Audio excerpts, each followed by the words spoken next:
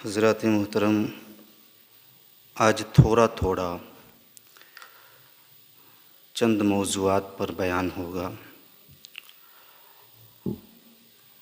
कुछ लोगों की ये ख्वाहिश भी थी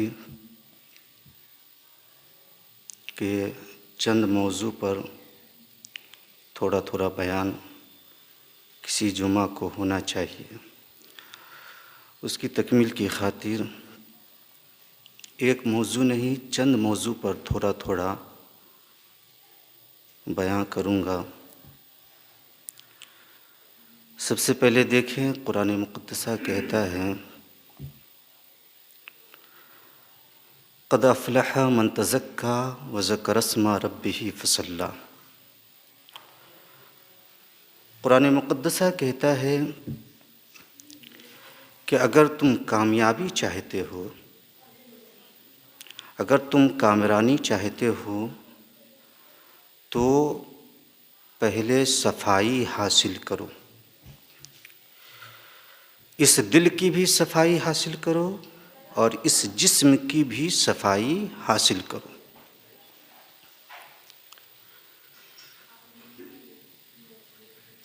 जब जिस्म और दिल दोनों की सफ़ाई हासिल हो जाए, व ज़करा अस्मा रब्बिही फ़सल्ला, तो फिर अपने रब का नाम लो और नमाज़ पढ़ो।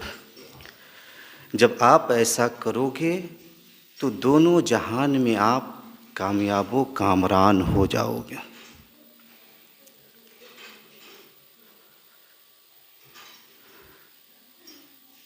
आज नज़रें घुमाकर आप देखें, इस दुनिया में ज़्यादातर इंसान बेचैनी व बेकरारी का शिकार बना हुआ है। सुकून ख़त्म हो चुका है, सुकून मिल नहीं पा रहा है। आलम तो ये है कि बहुत सारे इंसान सुकून हासिल करने के चक्कर में, सुकून हासिल करने के लिए रिश्तेदारों को बदल रहा है। बहुत सारा इंसान सुकून हासिल करने के लिए दोस्तों को बदल रहा है। बहुत सारा इंसान सुकून हासिल करने के लिए गांव को बदल रहा है। बहुत सारा इंसान सुकून हासिल करने के लिए शहर को बदल रहा है, लेकिन फिर भी वो सुकून हासिल नहीं कर पा रहा है। आखिर इसकी वजह क्या है? आखिर इसका सबब क्या है? तो सुनो मुसलमानों, इसकी वजह यह है कि वो अपने आप को नहीं बदल पा रहा है। वो अपने आप को नहीं बदल पा रहा है।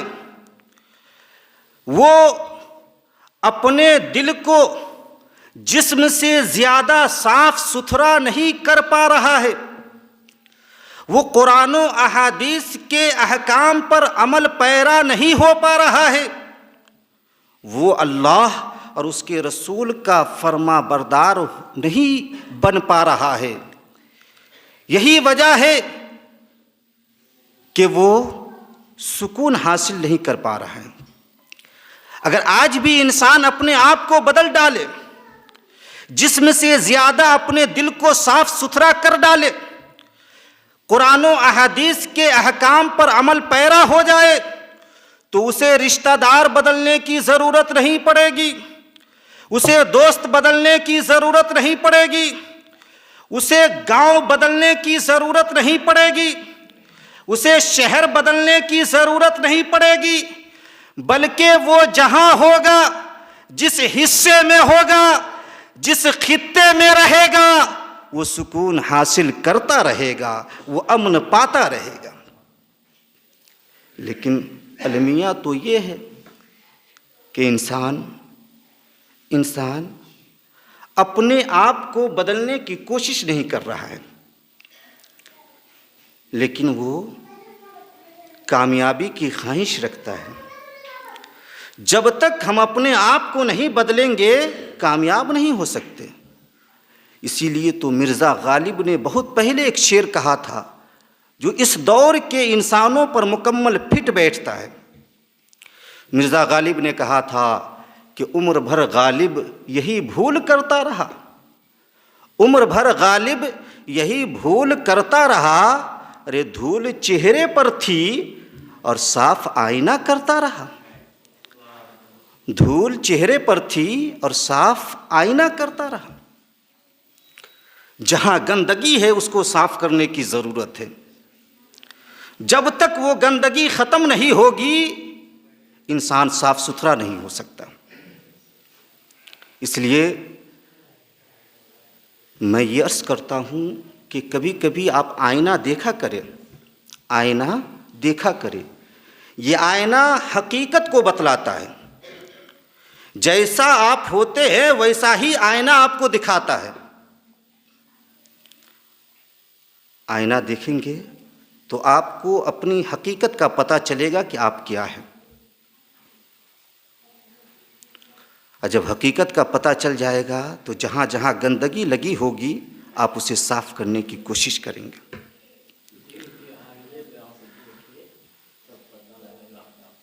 आईना देखना भी सुन्नत मुस्तफ़ा में से। देखें रसूल अकरम सल्लल्लाहु अलैहि वसल्लम जब आईना देखा करते थे तो ये दुआ पढ़ा करते थे जिसका तर्जमा है, ए मेरे मौला तूने मेरी सूरत तो बहुत अच्छी बनाई है, मौला तू मेरी सीरत भी बेहतर बना दे, मेरा अखलाक भी बेहतर बना दे। ये दुआ पढ़ा करते थे।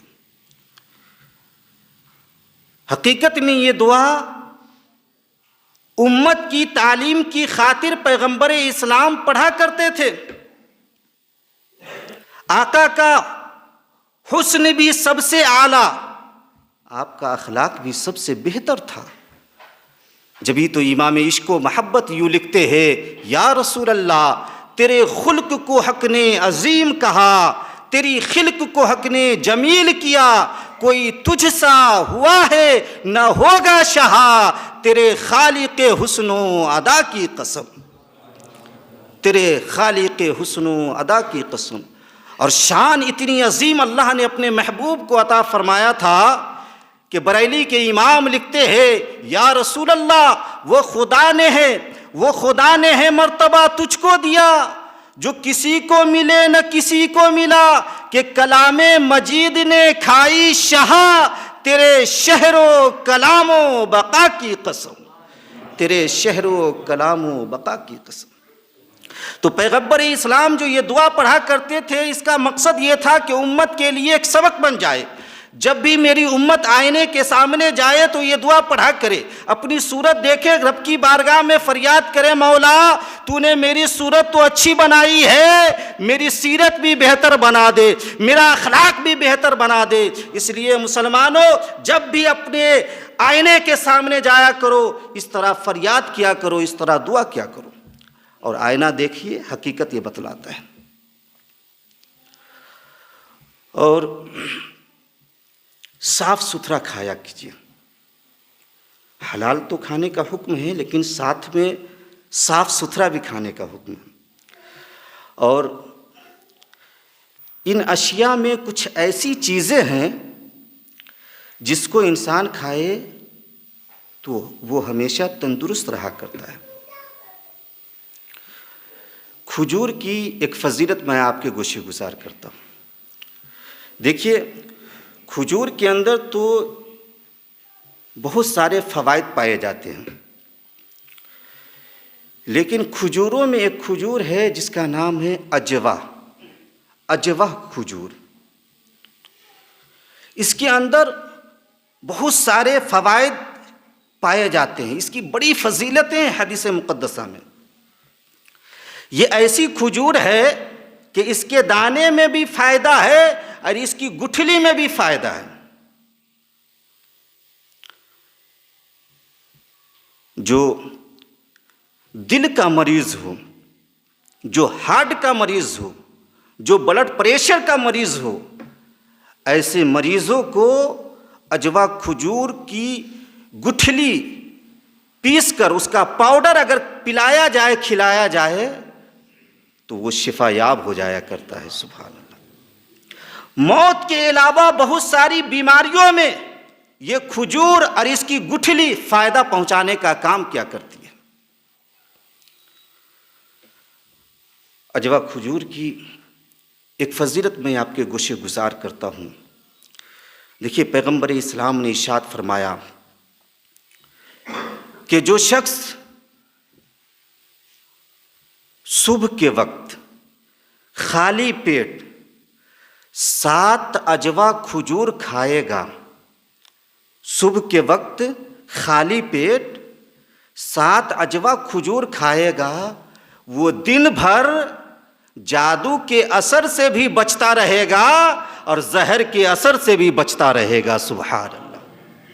पता ये चला कि ये ऐसी खजूर है जो जहर के असर से भी बचाया करती है और जादू के असर से भी बचाया करती है। सुभान अल्लाह। इसलिए अगर अल्लाह ने आपको इस लायक बनाया है कि वो खजूर आप हासिल कर पाएँ, तो ज़रूर उसे हासिल करें और हासिल करके खाएं और उसका फ़ायदा भी इकट्ठा करें, उसका फ़ायदा भी हासिल करें।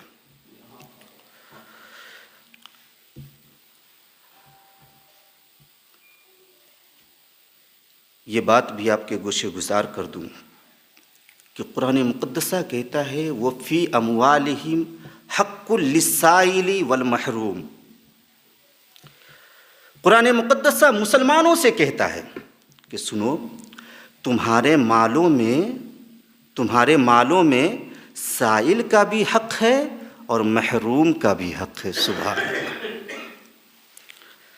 साइल से मुराद वो शख्स है जो समाज में सबसे कमज़ोर हो, हाजतमंद हो, इतना कमज़ोर हो कि वो भीख मांगने पर मजबूर हो। ऐसा साइल जब आपके सामने जाए हाथ फैलाने के लिए, मुंह खोलने के लिए, तो आप इसकी मदद ज़रूर किया करें, इसलिए कि आपके मालों में इसका हक़ है। पेशावर साइल नहीं, पेशावर फ़कीर नहीं, उसको दीजिएगा कोई फ़ायदा नहीं होगा। बहुत अमीर होता है पेशावर फ़कीर, बड़ी बड़ी बिल्डिंगें उसके पास हुआ करती है। जो हकीकत में हाजतमंद है, ऐसे साइल का हुक्म है। तो साइल से मुराद वो शख्स जो समाज में हाजतमंद हो, जब वो आपके पास आए अपनी हाजत लेकर, तो आप उसकी ज़रूर मदद किया करें, क्योंकि आपके मालों में उसका हक़ है। और महरूम से मुराद वो शख्स है कि जो समाज में तो बाइज़्ज़त है, समाज में तो बावकार है, मगर अंदर से बिल्कुल टूट चुका है। परेशानियों ने उसे खोखला बना दिया है। लेकिन हया की बुनियाद पर, खुददारी की बुनियाद पर वो किसी के सामने सवाल नहीं कर पा रहा है, ये सोचते हुए कि अगर हम सवाल करेंगे हो सकता है सामने वाला मेरा मजाक उड़ाएगा, मेरी गुर्बती का मजाक उड़ाएगा, कहेगा इतना अच्छा पहनता है, इतना अच्छा बोलता है, इतना इज्जत वाला है, और सवाल कर रहा है, भीख मांग रहा है। तो वो महरूम जो समाज में बावकार है, इज्जत वाला है, मगर अंदर से टूट चुका है और खुददारी की बुनियाद पर, हया की बुनियाद पर वो किसी के सामने सवाल भी नहीं कर रहा है। अगर ऐसा शख्स कभी आपसे सवाल करे तो आप ज़रूर उसकी मदद किया करें, क्योंकि आपके मालों में उसका भी हक़ है। सुभान अल्लाह। साइल की भी मदद किया करे और महरूम की भी मदद किया करे। पैगंबर इस्लाम इरशाद फरमाते हैं कि जो शख्स अपने मुसलमान भाई की मदद करेगा, अल्लाह रब्बुल इज़्ज़त उसकी मदद फरमाएगा। जो शख्स इस दुनिया में अपने मुसलमान भाई की एक परेशानी को दूर करेगा, अल्लाह रब्बुल इज़्ज़त कल बरोज़े महशर उसकी एक परेशानी को दूर फरमा देगा। जो शख्स इस दुनिया में अपने मुसलमान भाई के ऐब पर पर्दा डालेगा, कल मैदाने महशर में अल्लाह रब्बुल इज़्ज़त उसके ऐबों पर पर्दा डालेगा। इसलिए मुसलमानों, कान खोलकर सुन लो, जब तक आप अपने भाइयों की मदद करते रहते हो, अल्लाह रब्बुल इज़्ज़त आपकी भी मदद फरमाता रहता है। सुभान अल्लाह। तो जिनके जो हुकूक है उसकी आप अदायगी किया करें। आखिरी बात ये कि देखिए, हम सब जानते हैं कि औलाद एक ऐसी चीज़ है जिसमें कोई इंसान कंपटीशन नहीं कर सकता। ज़मीन जायदाद में इंसान कंपटीशन कर सकता है, मकान बनाने में कंपटीशन कर सकता है, गाड़ी ख़रीदने में कंपटीशन कर सकता है, खाने पहनने में कंपटीशन कर सकता है, लेकिन औलाद एक ऐसी शय है जिसमें कोई कंपटीशन नहीं कर सकता। रब जिसे चाहता है उसे ही अता फरमाता है। जिसे चाहता है सिर्फ बेटियां अता फरमाता है, जिसे चाहता है सिर्फ बेटे ही अता फरमाता है, जिसे चाहता है दोनों मिलाकर अता फरमाता है, जिसे चाहता है कुछ नहीं अता फरमाता। लेकिन दुआ करते रहना चाहिए। देखिए, हज़रत ज़करिया अलैहिस्सलाम ने भी रब की बारगाह में दुआ किया था, रब्बी हबली मिन लदुनका ज़ुर्रियतुन तय्यिबा। हज़रत इब्राहीम अलैहिस्सलाम ने भी बरसों रब की बारगाह में दुआ किया, रब्बी हबली मिनस सालिहीन। मुसलमानों को भी दुआ करते रहना चाहिए, रब्बी हबली मिनस सालिहीन, ऐ मेरे रब मुझे नेक औलाद अता फरमा। सुभान अल्लाह। रब्बी हबली मिन लदुनका ज़ुर्रियतन तय्यिबा इन्नका समीउ दुआ, ऐ मेरे रब मुझे अपने पास से साफ सुथरी औलाद अता फरमा, बेशक तू ही दुआ का सुनने वाला है। सुभान अल्लाह। बेशक तू ही दुआ का सुनने वाला है, दुआ का कबूल भी करने वाला है। जब औलादें मिल जाए तो यूँ दुआ करे, रब्बना हब लना मिन अज़वाजिना व ज़ुर्रियातिना कुर्रता आयुन वजअलना लिलमुत्तकीना इमामा। ऐ हमारे रब, तू हमारी बीवियों से, हमारी औलादों से हमारी आँखों को ठंडक अता फरमा। सुभान अल्लाह। हमारी आँखों को ठंडक अता फरमा, यानी ऐ मेरे मौला तू मुझे ऐसी बीवियाँ अता फरमा, ऐसे बेटे और बेटियाँ अता फरमा जो नेक हो, जिसे देखने के बाद हमारी आँखें ठंडी हो जाए और हमारा दिल बाग बाग हो जाए। सुभान अल्लाह। हमारी आँखें ठंडी हो जाए और हमारा दिल बाग बाग हो जाए।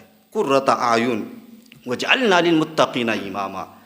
और मौला हमें परहेज़गारों का पेशवा बना, परहेज़गारों का इमाम बना। नेक दुआ करते रहे, यकीनन इससे फ़ायदा मिलेगा। अल्लाह रब्बुल इज़्ज़त हम सबों को नेक दुआ, नेक काम कसरत के साथ करने की तौफ़ीक़ अता फ़रमाए।